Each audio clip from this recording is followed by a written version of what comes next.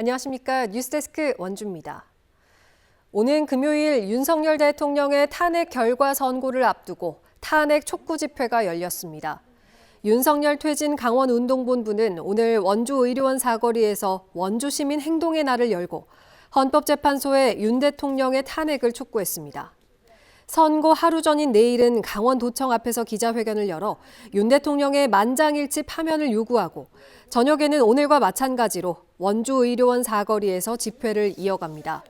선고 당일인 4일 오전에는 의료원 사거리에서 선고를 생중계하고 기자회견도 진행합니다. 윤 대통령의 탄핵 심판 선고일이 이틀 앞으로 다가온 가운데 경찰이 선고 당일 최고 단계의 비상근무 체제인 가포 비상을 발령하고 경비 태세를 강화합니다. 가포 비상이 발령되면 가용 가능한 경찰력이 100% 동원됩니다. 강원경찰청은 탄핵 찬반 집회 현장을 비롯해 도내 각 정당과 국회의원 사무실, 원주지원과 원주지검 등의 경찰을 고정 배치하고 만약의 사태에 대비하기로 했습니다.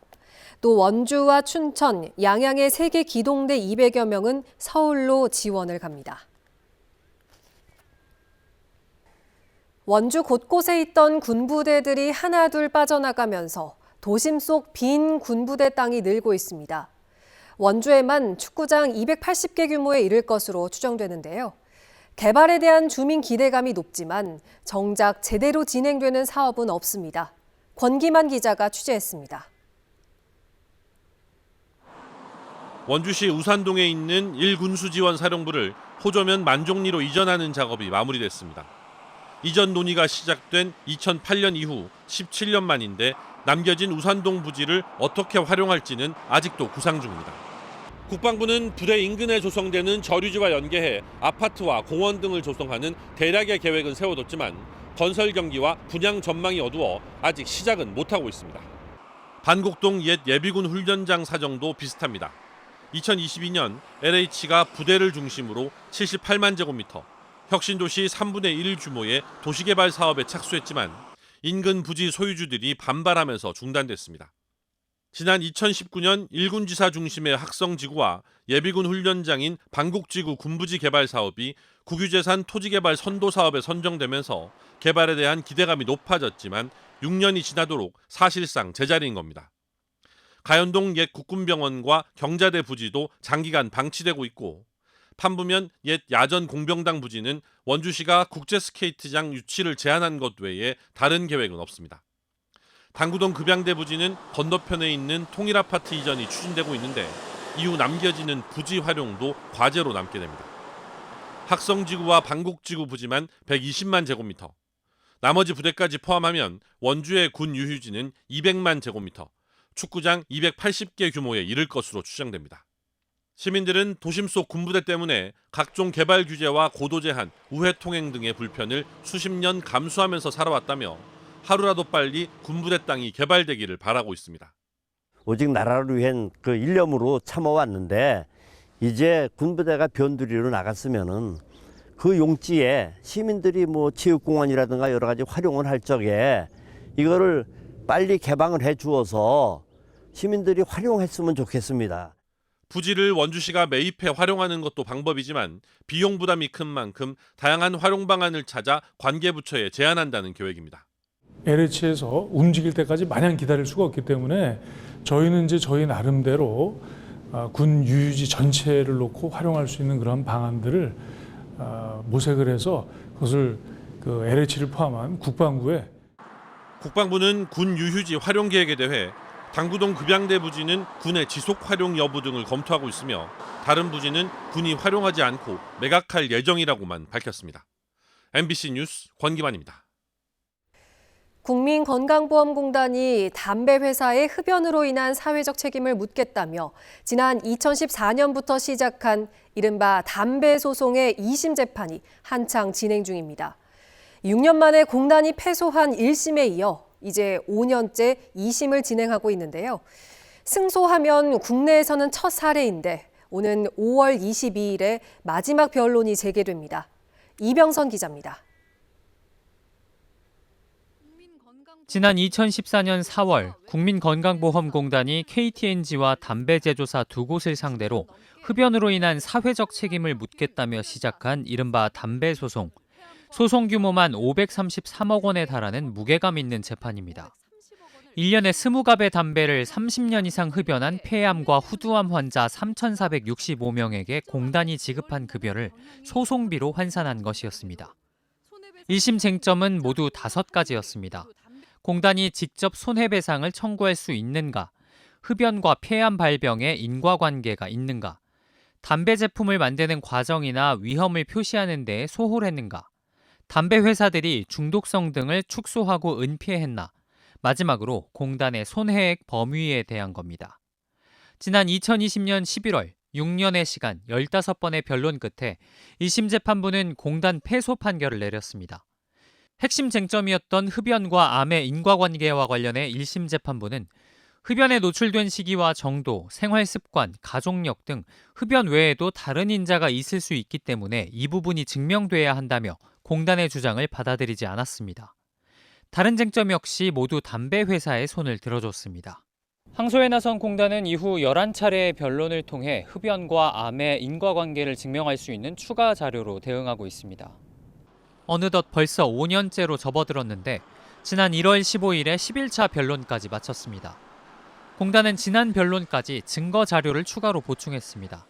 1심에서 제출한 환자 3천여 명의 자료 가운데 흡연 외에 다른 위험 요인이 없는 1,467명을 따로 분류해 재판부에 제출했고 30명을 특별히 추려 쟁점 전반을 다룬 심층 연구도 진행했습니다. 만약 승소한다면 1999년 개인의 소송으로 시작된 담배 소송에서 최초로 이기는 것인 만큼 의미도 큽니다.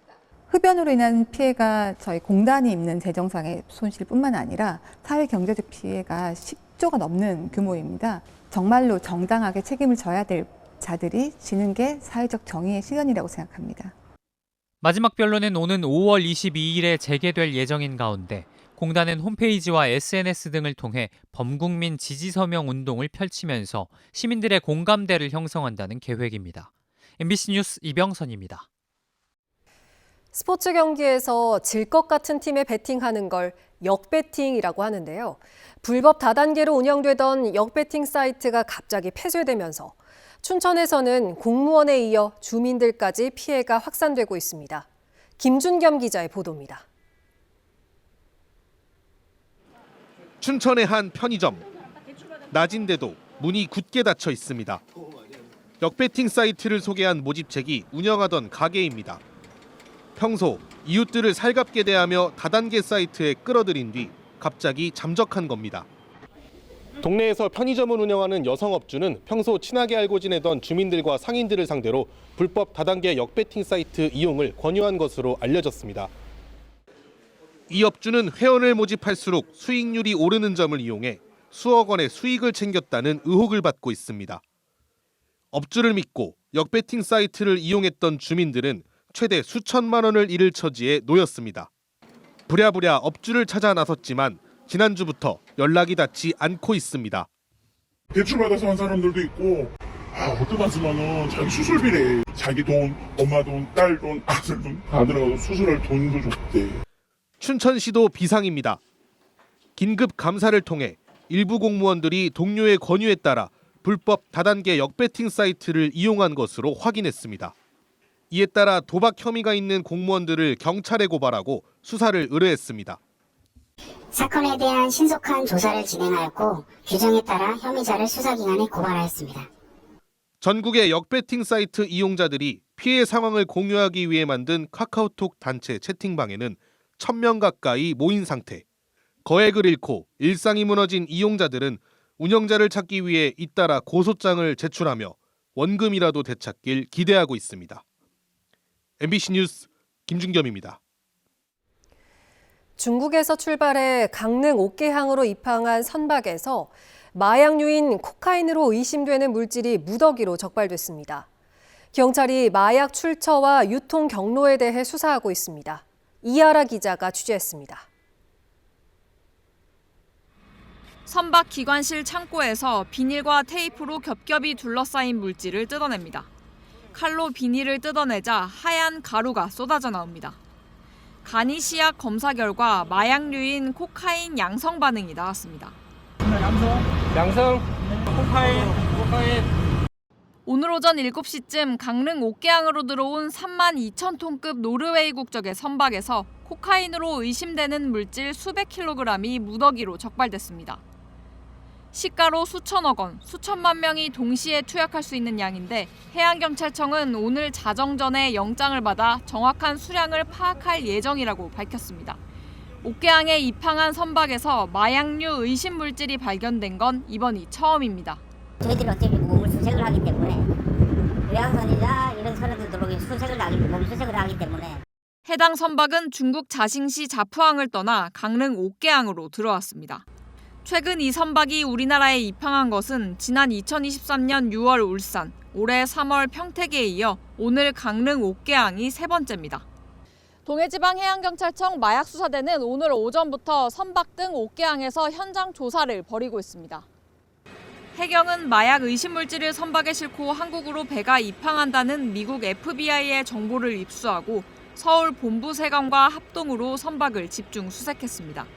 현재 현장에서 마약 의심 물질을 확인하고 간이 시약으로 해서 양성 판정을 받았습니다. 그래서 향후에는 이제 정밀 검사를 위해서 국립과학수사연구원으로 보내서 최종 확인할 예정입니다. 해당 선박에는 중국 국적의 외국인 선원 20명이 타고 있었는데 마약 출처와 유통 경로에 대해서는 아직 알려지지 않았습니다. 옥계항 선박 출입을 관리하는 강원도는 해당 선박의 입항 과정에는 문제가 없었다고 입장을 밝혔습니다.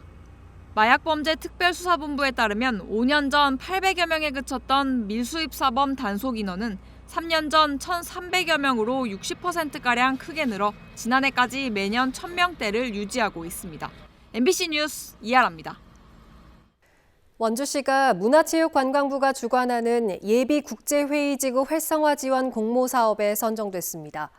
원주시는 전문적인 회의시설 요건을 갖춘 오크밸리와 뮤지엄산, 인근 상가를 연계해 공모에 신청했고 문체부는 향후 지속발전 가능성을 높이 평가해 울산, 여수, 군산과 함께 원주시를 선정했습니다. 국제회의지구 활성화 지원 사업은 지역의 국제회의 개최 역량을 높이고 균형 발전 차원에서 기존 광역 중심의 복합지구에서 중소도시로 지원을 확대하는 신규 사업입니다. 평창 북부권에 유용 미생물 배양센터가 준공돼 본격적인 운영에 들어갔습니다. 환경청 한강수계기금으로 추진된 미생물 배양센터 용평지소는 건축 면적 500제곱미터 규모로 실험실과 배양실, 멸균기 등을 갖췄고 미생물 5종을 생산해 농가에 보급합니다. 그동안 유용 미생물 배양센터가 남부권에만 있어 먼 거리를 이동해야 했던 불편이 해소되고 보다 많은 농업인이 친환경 농축 산업에 동참할 것으로 기대됩니다. 원주소방서가 성묘와 식목 활동으로 입산객이 증가하는 청명과 한식, 식목일에 대비해서 내일부터 나흘간 특별 경계 근무에 돌입합니다. 화재 취약 지역에 소방차를 배치하고 산불 인접마을과 위험 지역 181곳을 하루 2회 이상 순찰하며 쓰레기 소각과 논밭 태우기 등 불법 행위를 집중 단속합니다. 최근 3년간 원주에서는 절기상 청명, 한식 기간에 11건의 화재가 발생해 3명이 부상을 입는 피해가 발생했습니다. 2025 강원 소년체육대회가 오늘부터 오는 5일까지 주 개최지인 양양을 비롯한 원주와 춘천, 속초 일원에서 열립니다. 대회는 1부와 2부로 지역을 구분해 초등부 23개 종목, 중등부 31개 종목에 학생 3천여 명이 참가하며 개막 첫날인 오늘은 원주중학교와 강릉 경포중학교의 야구 경기가 진행됐습니다.